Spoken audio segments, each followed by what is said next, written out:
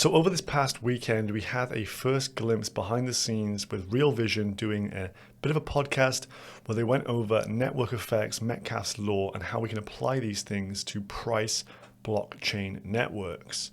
So this was a real breakthrough for the industry. I'm going to leave down below in the description the video, and also you can check out the link down below to the Twitter Spaces as well that they completed after doing the Real Vision episode on YouTube, where they go into the details behind the models we're taking a look at in today's video. Pretty epic stuff, and gives us a real basis from which to work from and see what networks are really worth investing in, since these network effects are key drivers of value on the network and thus price of tokens. So first and foremost, what is Metcalfes Law? What are network effects? Well, Robert Metcalfe, the creator of Ethernet, actually popularized this idea by introducing Metcalfes Law, which states that the value of a telecommunications network is proportional to the square of the number of connected users of the system. So to put that into an easier format, we have this above diagram. So if you have a network here with just 2 telephones, the number of connections is just 1. However, you ramp that up to 5 telephones, now you have 10 unique connections between them all. And then if we scale that up again to 12 telephones in the network, we now have a sum total of 66 unique network connections. Hence, this has been a very popular model used by people for valuing things such as social media networks, companies like Facebook, Twitter, LinkedIn, even networks such as Uber. And now more currently, we're seeing this being applied to blockchains. So I'm sure we've all seen stats of the number of users on networks, the amount of value being traded, and the different use cases all combining to what we see as a ranking on CoinMarketCap and the value of that underlying token typically going up when we see these key metrics on the rise. But here in this thread, Raoul actually puts together a very good model which seems to accurately predict how to price these networks. So let's go through this, a thread about network effects and how to value these digital assets.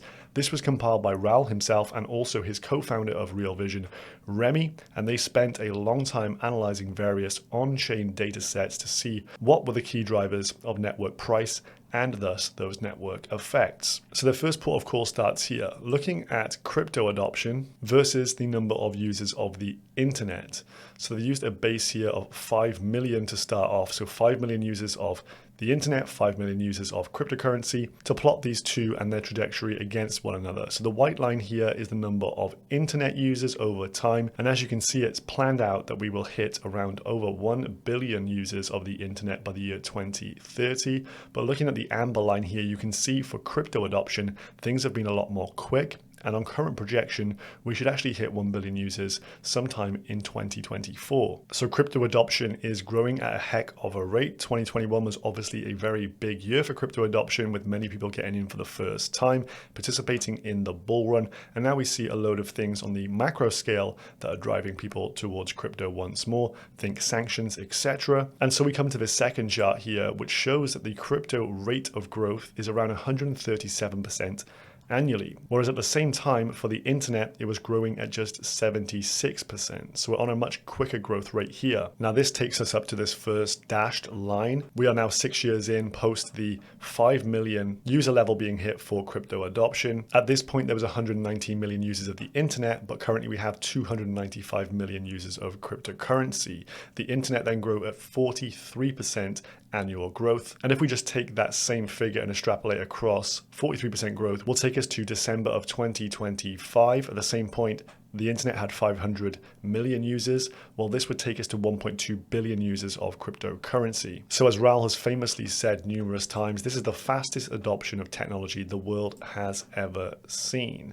So he says this: if digital assets slow their growth to that of the internet's initial growth rate, you still get to 1.2 billion users by December of 2025. That is the dashed orange line here. But if we assume a slightly different rate of growth, i.e. the starting rate here for the internet, which was around 78% annually, and we extrapolate that out, then by December of 2025, there will be a total of just over 2.8 billion crypto users. So 1.2 on the low end end of the spectrum, 2.8 on the slight midpoint of this projection here, but we do know that crypto is currently growing a lot faster than that. So these are quite conservative by nature. So as Raoul points out, using those conservative figures of 76% annual growth rate, this suggests a near halving of network growth as the network matures.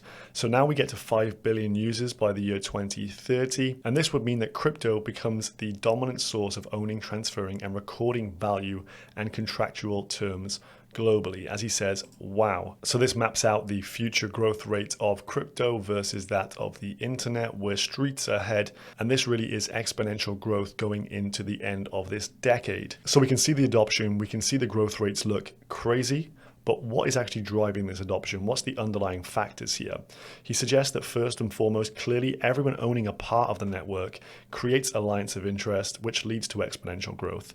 Of course, once you can actually own a part of these networks, like you can own tokens like ETH of the Ethereum network, you start to introduce other people to the network, you've all got the same interests, trying to get more people in and thus increasing your token price. And so blockchain is the best way of doing this in a digital exponential world. And within this world, everything is trending towards zero as costs are driven by Moore's law and other phenomenon. But he says blockchain changed all of that. It can create verifiable and immutable digital scarcity, allowing an explosion of use cases in the layer 1, layer 2, and application layer. So we know that Metcalfes Law is the key valuation model for digital assets, but it's a hard formula to apply. I'm a bit of an idiot, so I wanted to find an approximation that helps understand the network value. So this is the formula here that he has applied and found works. So this is a key breakthrough for the industry here. So the valuation of a digital asset network is driven by daily transaction volumes, either in dollars or it could be the unit of value, i.e. ETH, multiplied by the number of active users. So this is the equation, the holy grail. So if we start applying this equation to various networks, we can see as an example for BTC, Raoul applies the GMI network value model, number of wallets on the Bitcoin network multiplied by the transaction volume. And you can see that it's mimicking the blue line, which is the Bitcoin market cap. It really does seem to show that you can get the valuation in market cap through his equation, which is crazy to see. But this is just one point of view. This is one data set. So of course, he then applies this to ETH. And as you can see here, again,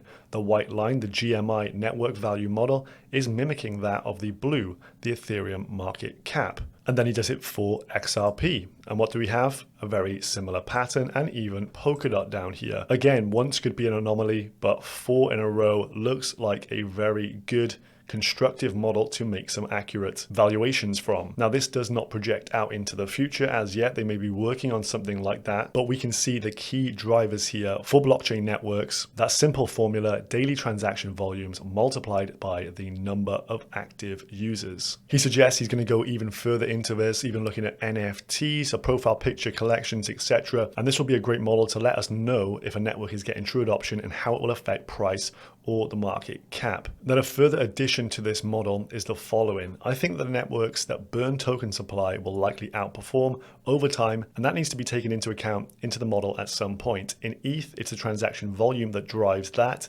i.e. EIP 1559, and then of course we have the merge to proof of stake. The same metric doesn't apply to chains that have high transaction volume but don't burn tokens. For those chains, it's the daily volume in dollars or units of value that matters, not the number of transactions. So transaction volume more of a factor in networks that are burning tokens actively. And so he says what's interesting is that price is not an input into the model. What it says is that the value of a network is how much value gets transferred and how many people are active participants transferring that value. Then each chain has its own type of value. BTC, the store of value. Ethereum, a more applications-focused technology. And on ETH, the transaction value per monthly user is broadly in line with Bitcoin. Thus, if ETH attracts more users over time, it will flip BTC in its market cap. But as he says, that does not really matter, that whole Bitcoin getting flipped by ETH debate. So Raoul ends with this. I hope you find this work useful in gaining understanding how these digital asset networks accrue value.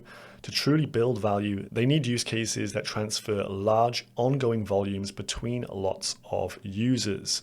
So this is a great model to really apply to layer 1 blockchains, as this is the key area for network effects to occur upon. Of course, as you have so many different dApps on top of these networks, and the blockchains typically have a lot more users users overall than any individual dApp. So available to us, we have a plethora of information out there. You can see total value locked easily over on DeFi Llama, for example. This shows you the amount of money on each network, but not necessarily how often it's actually transferring hands, how much movement there is of that money. For that kind of thing, you need access to like Bloomberg terminals, coin metrics, etc. But this is a really good starting point to see what networks are gaining traction in terms of value. It's no real surprise to see that Ethereum, the biggest market cap layer 1, has the highest TVL. And then we have a charging Terra moving up the ranks at an alarming pace right now, as we're seeing huge adoption of Anchor protocol for that earn feature. And so the Luna token has been increasing in value at a huge rate as of late, while most of the market has been down. But then we can see indications that maybe AVAX is going to make some moves here. Whilst we've seen a drop off in certain networks like Solana, this has caused them to move down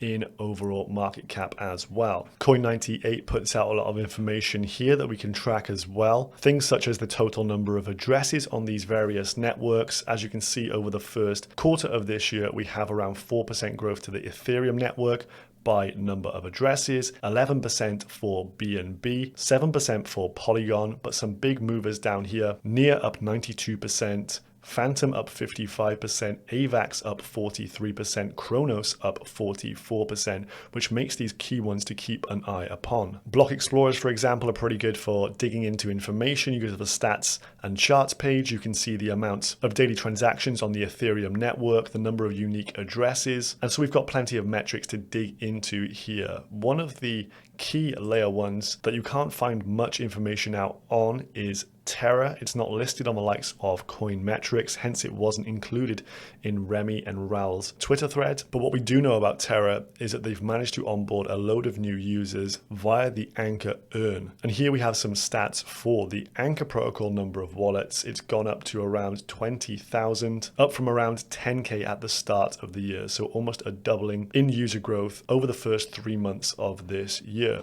So when you couple that into the fact we know that Luna is also burned, and if we go back to the Ethereum chart, which is the only chart with token burning included, we can get a better understanding that adding a token burning mechanism to a layer 1 blockchain adds even more growth to the overall market cap, because that circulating supply and overall total supply comes down over time. So it's clear from this research and this modeling that Raoul and team have done that having high volumes of transactions and having a lot of new users increases network effects and thus drives the market cap.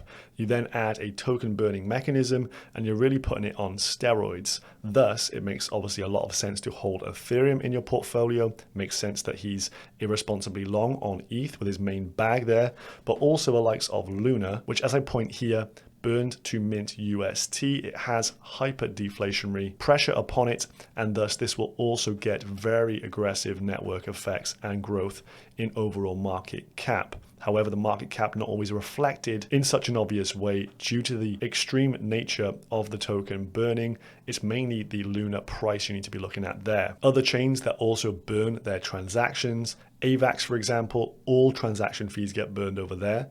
Glimmer, the Moonbeam network, 80% of transaction fees get burned there. On ADA, Charles Hoskinson recently said token burning will never occur. And so if we just ignore the names of the various tokens, I know people get very tribal with the tokens and the communities they're in, but if you just look at it, the basic stats, you want more users and you want more value to be transferred on the network. And if you can get a token burn on top of that, you're getting a real trifecta that is going to pump the price of that token crazily. So for the first time here, we have a great model that we can use to accurately predict which of these blockchains is going to grow the most. And I'm sure most of you watching are in it for the tech, but if you want to maximize gains, we now have the inputs to the formula that we must respect. So looking into this makes me even more bullish on the Terra ecosystem due to the fact we're getting an increased number of users even in a bear market. The majority of the dApps are really consumer facing and for wider general population to be using as well. The tokenomics aggressively burn the Luna token, and we're seeing the big movers and shakers, the VCs coming in as of late to this ecosystem, and thus the amount of transaction volume, but more importantly size, these guys are going to bring with it is going to be phenomenal. So for me, this model makes ETH and Luna the number 1, 2 L1 picks. Let me know your favorite picks down below, and has this model made you think about things slightly differently? I hope you enjoyed this one. If you did, make sure you subscribe, drop me a thumbs up as well, and I'll catch you guys in the next one. Goodbye.